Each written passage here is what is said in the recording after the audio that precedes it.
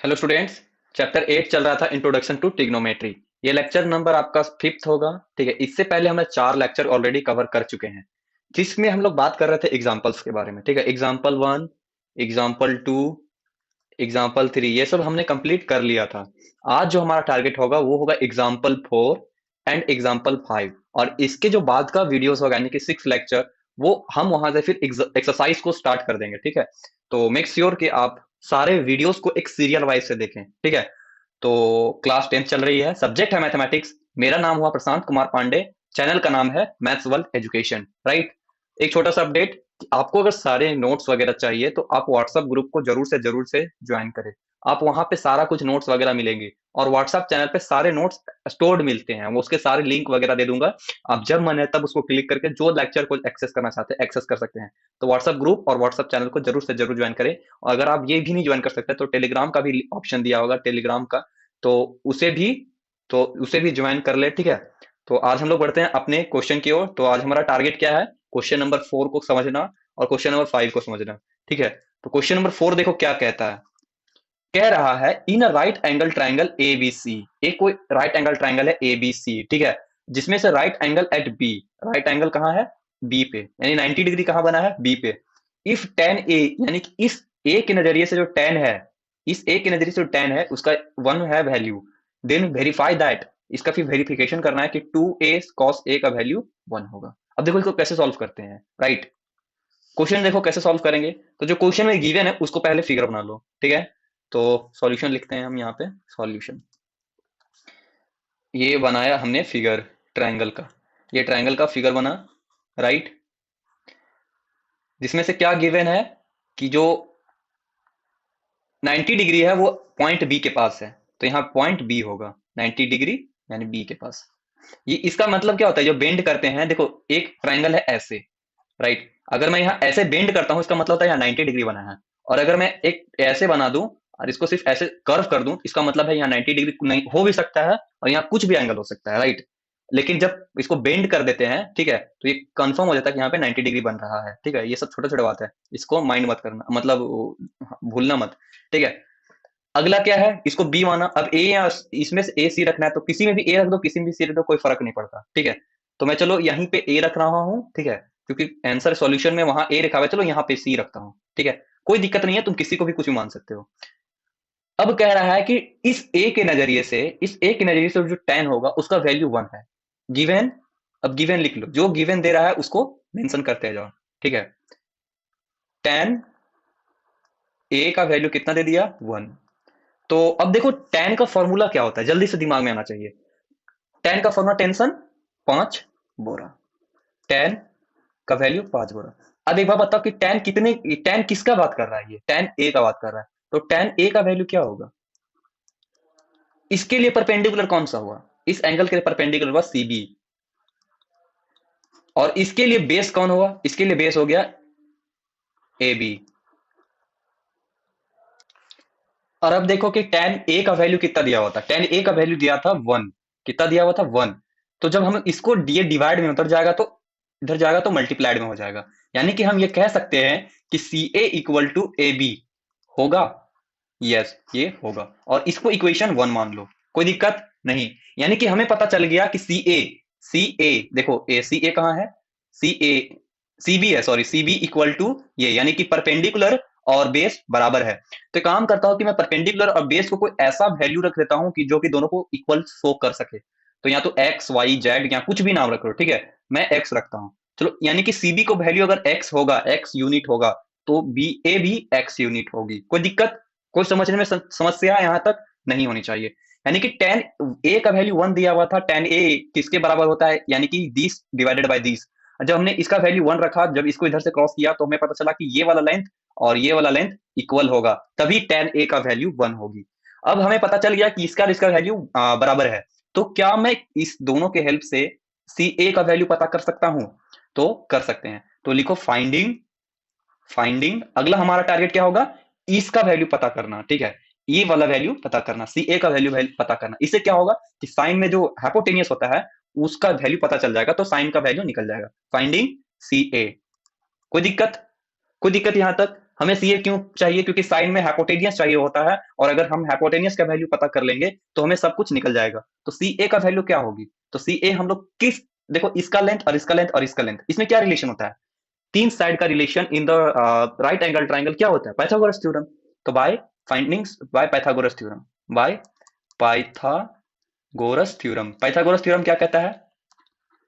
Pythagoras theorem कहता है कि जो लॉन्गेस्ट साइड है उसका स्क्वायर, एसी का स्क्वायर इक्वल टू बीसी का स्क्वायर प्लस बी ए का स्क्वायर, यही होता है ना। हाइपोटेनियस का square equal to perpendicular square plus base का स्क्वायर। अब बता एसी का वैल्यू क्या होगा? एसी का वैल्यू हो जाएगा, सॉरी एसी स्क्वायर नहीं, सिर्फ एसी का वैल्यू हो जाएगा अंडर रूट, स्क्वायर इधर जाएगा तो अंडर रूट। और बीसी का वैल्यू कितना अभी हमने लिखा? बीसी, बीसी का वैल्यू एक्स, तो एक्स स्क्वायर प्लस, और बी ए का वैल्यू कितना लिखा हमने? वो भी लिखा एक्स। ठीक है, कोई दिक्कत? तो ये भी एक्स स्क्वायर। तो वैल्यू कितना हो गया टोटल? ये हो जाएगा under root two x square. और जब देखो टू तो रूट टू ही रहेगा, क्या रहेगा? रूट टू ही रहेगा, लेकिन एक्स स्क्वायर का एक्स हो जाएगा। तो एसी का वैल्यू कितना निकल गया? तो एसी निकल गया रूट टू एक्स। कोई दिक्कत? अब हमें सब कुछ पता चल गया कि किसका लेंथ कितना है। जैसे कि एसी का लेंथ पता चल गया कि रूट टू एक्स है। फिर क्या पता चला? सीबी का वैल्यू कितना पता चला? एक्स है। और बी ए का वैल्यू कितना पता चला? एक्स है। अब हमें इसके हेल्प से, ठीक है, इसके हेल्प से हमें क्या निकालना है? साइन ए और कॉस ए का वैल्यू निकालना है। अब अगर ये दोनों का वैल्यू पता चल गया, साइन ए और कॉस ए का, तो हम इसको अगर यहाँ पे रख देंगे तो आंसर क्या आ जाएगा? 1 आ जाएगा। ठीक है, कोई दिक्कत? अब हम लोग क्या करते हैं? फाइंडिंग साइन ए। अब हम लोग साइन ए का वैल्यू निकाल लो। इस इस एंगल से पहले देखो सैन का फॉर्मूला क्या होता है? तो सीमा, यहाँ साइन का वो याद करो कि कौन सा मैंने ट्रिक बताया था, सीमा पागल है, कॉलेज से भागल है, टेंशन 5। ठीक है, तो साइन से क्या बना? सीमा। सीमा का क्या होगा? P by H. Sine equal to P by H. ये बता कि इस साइन के लिए परपेंडिकुलर, अब देखो ये sine equal to P by H हो गया, लेकिन साइन ए जैसे लिखा हमने, ठीक है, जैसे ए लगाया, तो इस ए के लिए साइन कौन होगा? इस ए के लिए परपेंडिकुलर कौन होगा? ये होगा सी बी। क्या होगा? C B. और इस ए के लिए, क्योंकि यहाँ पे एंगल ए है, तो इस ए के लिए हाइपोटेन्यूस कौन होगा? ये होगा सी ए। सी ए। अब बता सीबी का वैल्यू कितना है? सीबी का वैल्यू है एक्स यूनिट। और सी ए का वैल्यू कितना है? तो हमने निकाला था by Pythagoras theorem root two ए।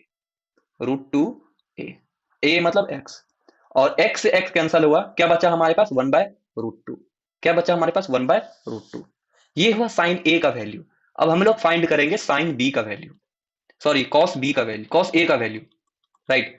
अब बता कॉस ए, कॉस का पहले क्या फॉर्मूला होता है? कॉस का फॉर्मूला होता है कॉले से भागल है। कॉस का क्या होता है? कॉले से भागल है, बी बाई एच। ठीक है, अब बता कॉस ए का वैल्यू क्या होगा? कॉस ए का वैल्यू क्या होगा? तो कॉले से भागल है, यानी कि इस ए के नजरिए से बेस कौन होगा? इस बेस होगा ये वाला ए बी। A B. और हाइपोटेनियस कौन होगा? वो होगा ए सी। A C, right. अब बता ए बी का वैल्यू कितना है? ए बी का वैल्यू है, ए बी का वैल्यू एक्स यूनिट। देखो ये ए बी का हो गया एक्स यूनिट। और हाइपोटेनियस कितना है भाई? हाइपोटेनियस निकाला है रूट टू एक्स। कितना है? Root two x. Root two x. X से एक्स कैंसल होगी, ठीक है, बचा क्या? 1 बाय रूट टू। यानी कि साइन ए और कॉस ए का वैल्यू कितना निकल के आ गया? 1 बाय रूट टू। अब एक काम करो कि इसको इसमें रख दो। तो फ्रॉम क्वेश्चन, फ्रॉम क्वेश्चन, या फिर क्वेश्चन को ना लिख के तुम लिख दो एलएचएस। एलएचएस, ठीक है। अब जब एलएचएस को उठाया तो क्या बना हमारा? 2 साइन ए कॉस ए। अब वैल्यू रखना स्टार्ट कर दो। तो 2 का 2 रहा, साइन ए का वैल्यू 1 बाय रूट टू, और कॉस ए का value 1 by root two. Root two यहां क्या हो जाएगा? 2 हो जाएगा। तो बचा 2 डिवाइडेड बाय 2 होगी। वैल्यू कितना है? 1। तो जब वैल्यू जब 1 आ गया तो equal to R H S, proofed या फिर वेरीफाइड। दैट्स इट, यही आंसर हो गया आपका। यही आंसर हो गया, बाकी कुछ और करना नहीं था इसमें। ठीक है, क्वेश्चन नंबर 4 समझ में आया कि नहीं आया? एक बार फिर से मैं समझाता हूँ। पहले ये क्वेश्चन दी थी, ठीक है। इस क्वेश्चन में पहले क्या किया कि इन लोगों ने वैल्यू दे दिया कि tan ए जो होगा, इस ए के नजरिए में जो tan का वैल्यू है उसका वैल्यू 1 है।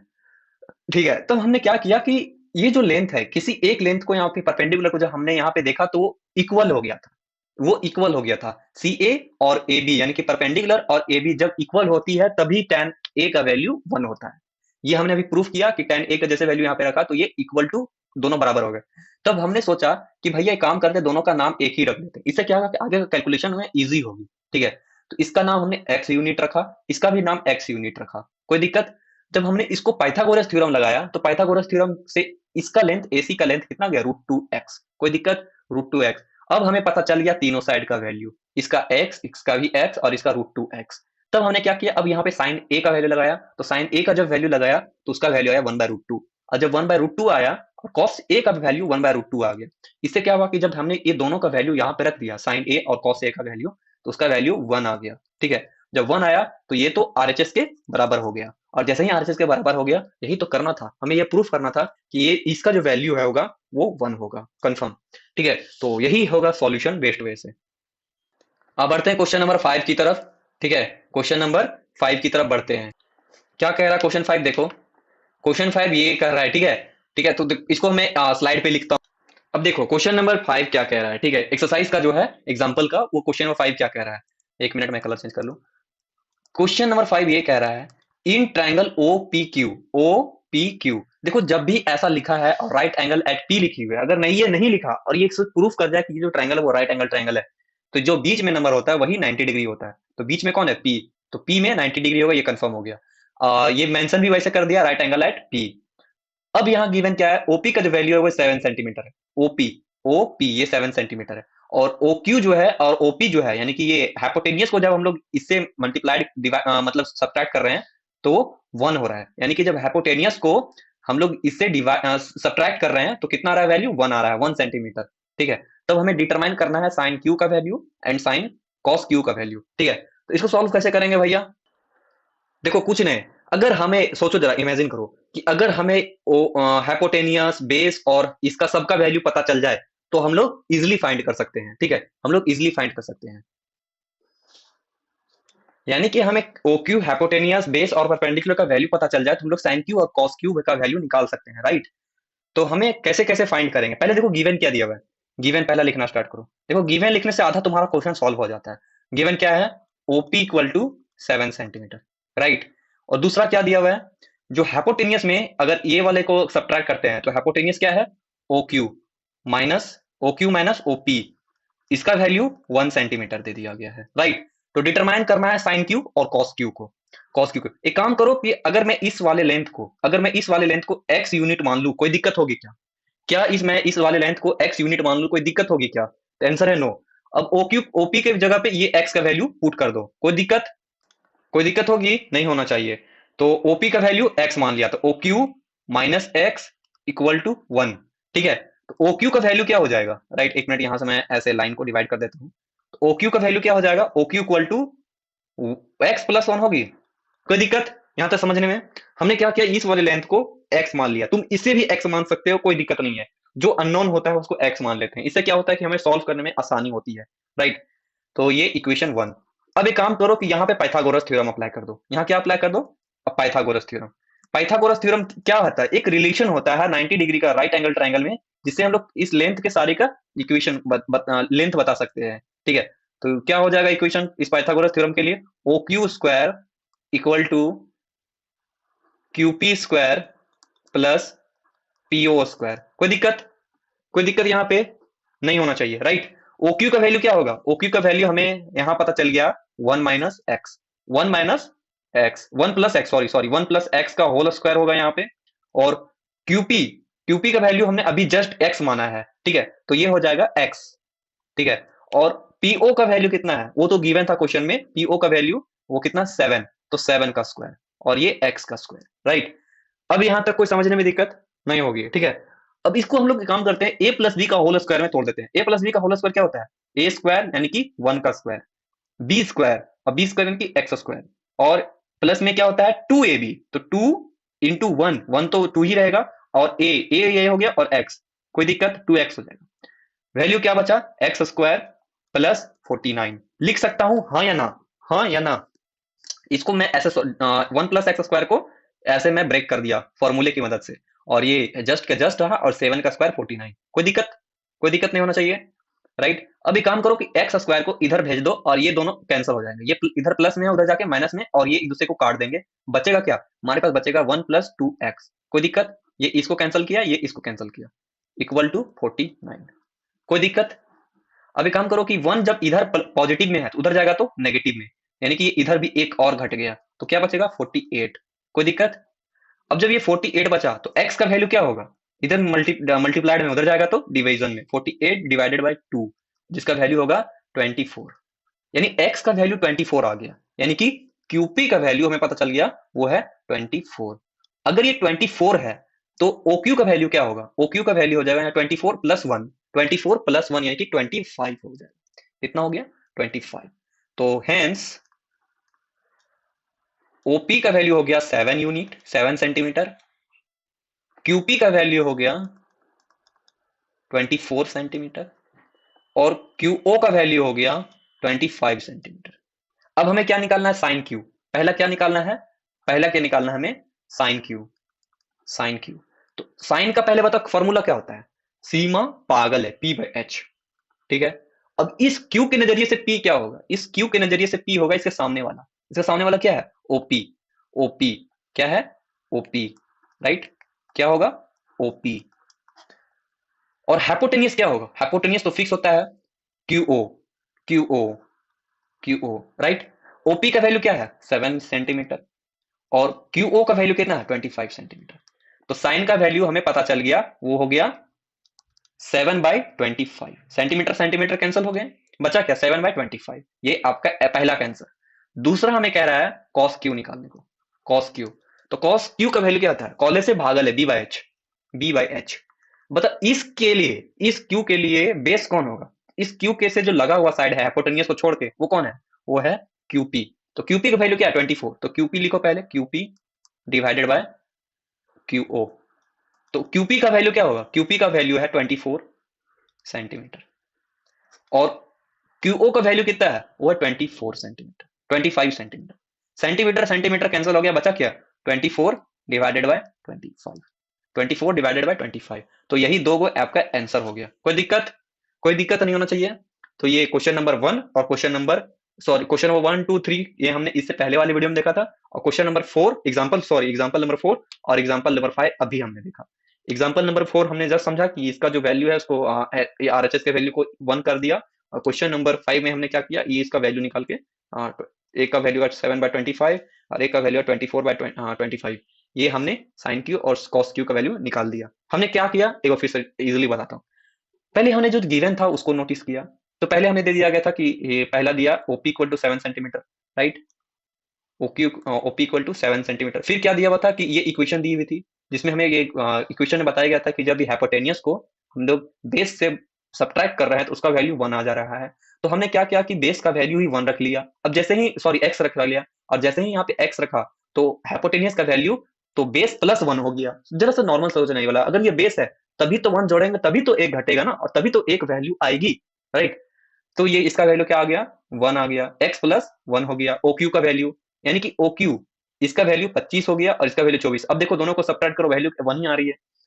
तो अब क्या हुआ कि OQ के जगह पे हमने रख दिया 1 प्लस एक्स का होल स्क्वायर, इसके जगह पे रखा x का स्क्वायर और इसकी जगह 7। जब हमने सॉल्व किया तो हमें पता चला कि जो x का वैल्यू आ रहा है वो कितना आ रहा है 24 आ रही है, यानी कि ये वाला वैल्यू हमें पता चल गया कि 24 है, ठीक है। अब हम लोग इजिली कैलकुलेट कर देंगे, इस x का वैल्यू अगर यहाँ रख दिए, इस x का वैल्यू अगर हमने यहाँ रखा तो हमें पता चल गया कि जो OQ है उसका वैल्यू कितना हो गया 25 सेंटीमीटर हो गया, ठीक है। तो OP equal to 7 centimetre, OQ equal to 25 centimetre और QP इक्वल टू 24 सेंटीमीटर। अब हम लोग को तीन साइड पता चल गया, हम लोग अब हम लोग का पूरा आजादी हो गया, हम लोग किसी का भी क्या लिख सकते हैं ट्रिगोनोमेट्रिक रेशियो निकाल सकते हैं। अब हमें दुए को पूछा था साइन क्यू और कॉस क्यू, तो बाकी चारों पे हम लोग क्यों ध्यान दे, ठीक है। तो साइन क्यू का वैल्यू कितना हो गया, साइन क्यू इस क्यू के नजर में साइन कौन होगा, तो P/H, तो P कौन है ये वाला डिवाइडेड बाय ये वाला, ठीक है। तो 7/25, तो 7/25 आंसर आ गया। पहला का आंसर कितना है 7/25। दूसरे का आंसर कितना आया, तो दूसरे में पूछा कॉस क्यू, कॉस का मतलब क्या होता है कॉलेज से भागल है B/H, ठीक है। तो 20 बेस क्या हो गया, बेस हो गया 24 और हाइपोटेनियस क्या हो गया 25, तो हो गया 24/25। ये आपका आ गया 25, ये आपका आंसर आ गया। ये पहले का आंसर बनाने का तरीका, ऊपर वाले का बनाने का तरीका। हमने कुछ नहीं किया, बस इतना दिमाग लगाया कि भाई देखो समझो बातों को, कि हम लोग अगर इसको x मान लेते हैं, ठीक है, या फिर इसको कुछ भी मानो चाहे तो x, अगर तुम इसको मानता तो यहाँ पे फॉर्मूला बनता 1 माइनस एक्स का होल स्क्वायर, 1 माइनस एक्स का होल स्क्वायर। फिर जब सॉल्व करते तो कट के 24 ही आता, ठीक है, सॉरी तब 25 आता, कितना आ जाता 25, तब यहाँ 50/2 आता, तो ये 25 आता, ये तब इसका वैल्यू निकल जाता। फिर तुम इसमें से एक घटा देता 24 आ जाता। यानी कि बेसिकली हमें तीन साइड पता चल गया, हम लोग सब कुछ निकाल सकते हैं। हमें अमृता क्या वरदान मिल गया, अगर हमें तीन वो चीज मिल गया ना, अगर तीन साइड का वैल्यू मिल गया तो हम लोग sine cos tan cot sec cosec सब निकाल सकते हैं। पूछा दो, हमने दो का वैल्यू निकाल दिया। अगर वो और भी पूछता, ठीक है, तो हम लोग उसका वैल्यू भी निकाल देते, कोई दिक्कत। तो ये था आपका क्वेश्चन नंबर 5 और ये था क्वेश्चन नंबर 4। मिलते हैं अगले वीडियो में, तब तक के लिए जय हिंद जय भारत। और इसके जो बाद का वीडियो होगी उसमें हम लोग बेसिकली कवर कर रहे होंगे एक्सरसाइज, एक्सरसाइज 8.1, इसको हम लोग देखेंगे और इसको समझने की कोशिश करेंगे, ठीक है। मिलते हैं तब तक के लिए आगे वीडियो में, तब तक के लिए जय हिंद।